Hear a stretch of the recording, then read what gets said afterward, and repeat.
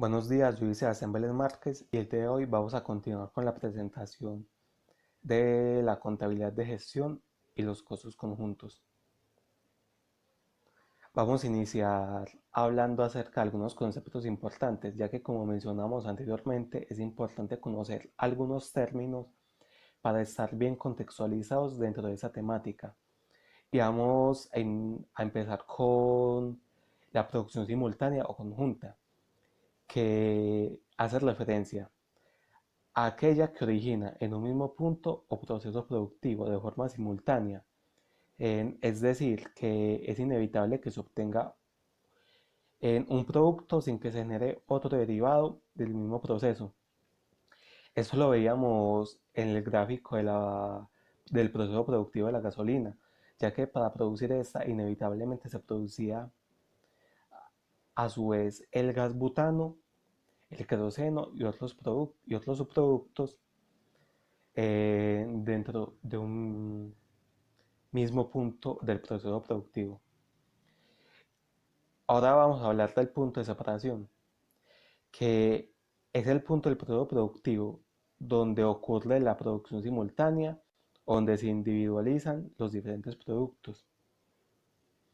Este punto es muy importante, ya que aquí se generan los costos conjuntos y también lo veíamos en el proceso productivo de la gasolina, en el punto de destilado, ya que aquí era donde se desprendían de este mismo proceso los demás subproductos para la obtención de la gasolina. Ahora vamos a hablar acerca de los costos conjuntos, que son costos en que se incurre en la producción simultánea hasta el punto de separación. Es decir, que los costos que se venían trayendo en los anteriores puntos del proceso productivo hasta llegar al punto de separación, esos son los costos a los que denominamos costos conjuntos. Y también lo veíamos anteriormente el proceso productivo de la gasolina, ya que hasta llegar al punto de destilado se incurrían en otros procesos que tenían un costo, como el transporte y el almacenamiento. Y finalmente vamos a hablar de los costos comunes, que hay que diferenciarlos de los costos conjuntos, ya que en los costos comunes no necesariamente se obtiene producción simultánea. Puede darse una materia prima común para varios productos. Por ejemplo, en la mezcla para la producción de diferentes panes ocurre esto. Ahora vamos a ver algunos ejemplos de la separación de costos que nos ayudarán a comprender de una manera más amena toda esa temática. Y vamos a empezar con este ejemplo de la compra de una casa, ya que normalmente cuando se compra una casa eh, viene también incluido el terreno, que el terreno no se deprecia. Y entonces es importante hacer como esta individualización para tener un control más eficaz y ordenado sobre la propiedad. Eh, para esto, lo más ideal sería la valoración de la propiedad, que normalmente lo hace un perito que le da como el valor correspondiente a esa propiedad para poder ya, y el terreno para poder ya individualizar el costo de cada uno de estos. Vamos a continuar con el tiempo de la mano de obra directa en la fabricación de un producto, eh, ya que se puede dar el caso que un empleado disponga de su tiempo de trabajo para la elaboración de diferentes productos. Supongamos que este empleado elabora dos productos durante su jornada laboral y para un producto tarda una hora y para el segundo tarda dos en su elaboración. Entonces, lo más acorde y siguiendo la lógica sería que el costo del salario de este empleado eh, se le distribuya en un mayor porcentaje al segundo producto, ya que es el que en el que se tarda más tiempo su elaboración. Ahora vamos a analizar este caso, que es la compra de una cantidad de tela para la elaboración de dos tipos de camisas. Supongamos que se compran 10.000 metros de tela para la elaboración de dos camisas y que en la primera camisa se requieran 10 metros para su elaboración y para la segunda se requieran 18. Entonces, el costo de los 10.000 metros eh, tendría que tener un mayor porcentaje de su costo distribuido hacia la segunda camisa, ya que es la que requiere de mayor cantidad de tela para poder realizar su elaboración. Y finalmente vamos a analizar el tema del arrendamiento de una oficina para ser utilizado por varios profesionales. Y aquí se pueden dar distintas maneras de la separación de costos, ya que se evaluarían distintos aspectos por los profesionales para ver cómo qué porcentaje del arriendo le corresponde a cada uno, dependiendo de muchos factores, ya sea, por ejemplo, la ubicación, el espacio, en- entre otros aspectos que ya se entrarían a considerar para ver el costo que le corresponde a cada uno. Bueno, ahora vamos a hablar acerca de las claves de productos simultáneos o conjuntos, ya que es muy importante para la compañía definir cada uno de estos. Vamos a empezar hablando acerca de los productos principales o coproductos, que son aquellos productos con mayor participación en la generación de valor u otro criterio o inductor de valor, tal como los ingresos o precios de venta. Hay que tener en cuenta que en este caso no se mide el nivel unitario, sino el nivel total. En el caso de la producción de la gasolina es el producto principal, ya que es el que genera mayor valor a la compañía y es el que por el que por la que el producto por la que ésta se interesa en mayor medida. Ahora hablemos de los productos secundarios o subproductos, que son los productos derivados de los cuales se obtienen ingresos o aportes a la generación de valor menos significativos. En el caso de la producción de la gasolina, se obtiene también el gas butano, el queroseno y el gasoil, que son subproductos porque generan también un valor para la compañía, pero no en la misma medida que lo hace la gasolina.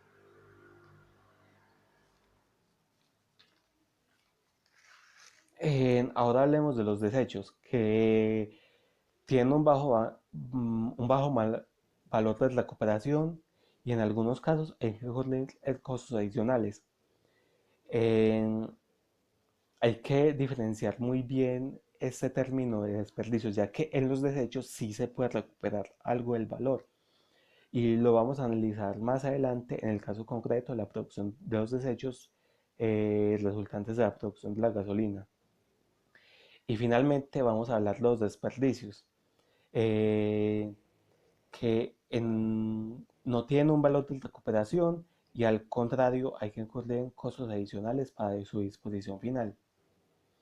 Eh, entonces aquí vemos que aquí no hay recuperación, ya que en los desechos sí había por lo menos un poco, pero aquí no existe tal recuperación. Y esos desperdicios se dividen en dos, en los normales y los anormales. Los normales son aquellos que se presentan, que son los que se suelen dar en el proceso productivo y que ya se tiene calculado cuánto va a ser normalmente. En cambio, los desperdicios anormales son los que no se tenían como calculados y esos son bastante perjudiciales para la compañía, ya que estos generan una destrucción del valor y hay que evitarlo a toda costa. Eh, Para la asignación de qué producto es principal, qué producto es secundario, qué producto es desecho, ya depende de cada compañía y de sus políticas. Ahora hablaremos de los métodos de separación de costos conjuntos, de los cuales se habla en la NIC 2 y en la sección 13 de la NIF para pymes. Y la NIC 2 nos dice sobre esto que se deben utilizar unas bases uniformes y racionales y que los subproductos deben ser en medios al valor neto realizable. ¿Qué quiere decir esto? Que se deben utilizar unas bases que representen, que sigan una lógica y que representen acordemente la realidad. Y bueno, y finalmente en esta sección vamos a repasar ya el proceso productivo de la gasolina que lo vimos anteriormente, pero esta vez vamos a añadirle algunos aspectos que abordamos durante este video. En- Vamos a repasar otra vez el primer proceso que es la extracción del crudo del petróleo. En- Luego, este crudo se transporta por medio de oleoductos hasta las refinerías.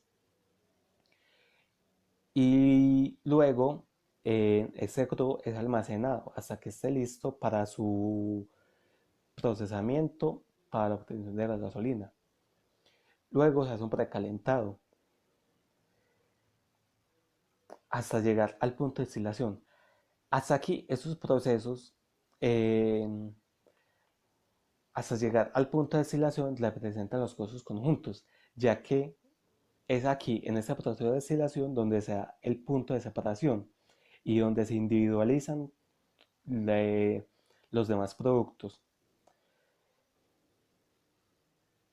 Bueno, entonces, en este punto de destilación se obtiene la nafta, de la cual se desprende luego el hilo de tratamiento que lo explicamos ya anteriormente, la gasolina, que es el producto principal. También en este mismo punto de destilación se obtiene inevitablemente, para la obtención de la nafta, se obtiene el queroseno, el gas butano, propano y el gasoil, que son subproductos ya que representan también para la compañía eh, una importante agregación de valor, pero no en tanta medida como lo es la gasolina. Eh, y finalmente vemos que en este proceso se generan unos desechos. Eh, ¿Y por qué se les llama desechos? Eh, porque estos tienen un porcentaje de recuperación, porque se recupera una parte de su costo procesándolos, para posteriormente venderlos para procesos como para la elaboración de diversos productos, tales como el asfalto. Entonces vemos que es importante distinguir como a qué pertenece como cada uno de esos productos que se van dando en ese proceso. Entonces aquí tenemos el producto principal, los subproductos y los desechos. Y finalmente vamos a dar un ejemplo acerca de la importancia del control de los desperdicios dentro de una compañía. Empecemos con un caso, con el primer caso que ya sería normal, que en el que se supone unos ingresos de 1000, que representan el 100% del valor, el 100%. Unos costos, gastos e impuestos de 965 para una utilidad neta de 35, que representa un 3,5% del total. Ahora, como estamos abordando el tema de la contabilidad de gestión, eh, vemos el costo de capital, que supongamos que es del 2,5%, que representa un total de 25, para finalmente concluir con un EVA del 10, que representa un 1%. Listo. Ahora veamos qué sucede cuando hay un aumento del 1% de los costos, gastos e impuestos. Eh, que si se aumentan un 1% para un total de 97,5% del total de ingresos, resultaría en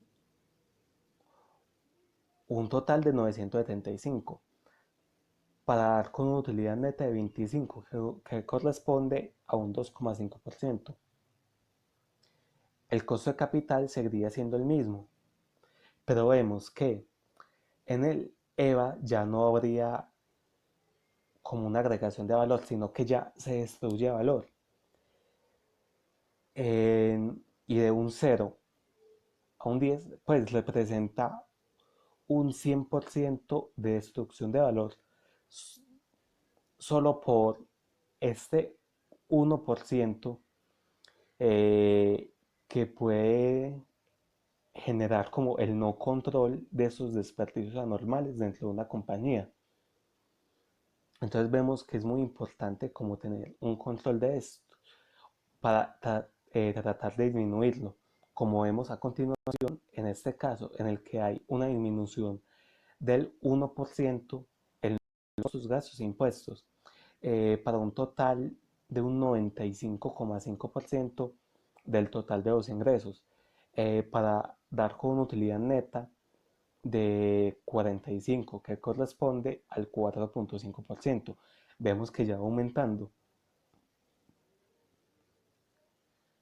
En- y el coste de capital, como decíamos, sigue siendo el mismo. En- de 25 para un total del 2,5%. Pero aquí ya vemos que el EVA ya tendría un 20, que sería un 2%, que es una diferencia bastante significativa que puede representar millones y es bastante importante para la compañía y es algo que se debe considerar en todo momento. En- entonces es bastante importante tener un buen control de los desperdicios para propiciar una generación de valor y no una destrucción de este, como suele ocurrir en diversas compañías. Em, bueno, hasta aquí este video del día de hoy. Vimos la importancia de conocer todos esos conceptos y el control que se debe tener en la compañía de cada uno de estos. Muchas gracias por la atención. Hasta luego.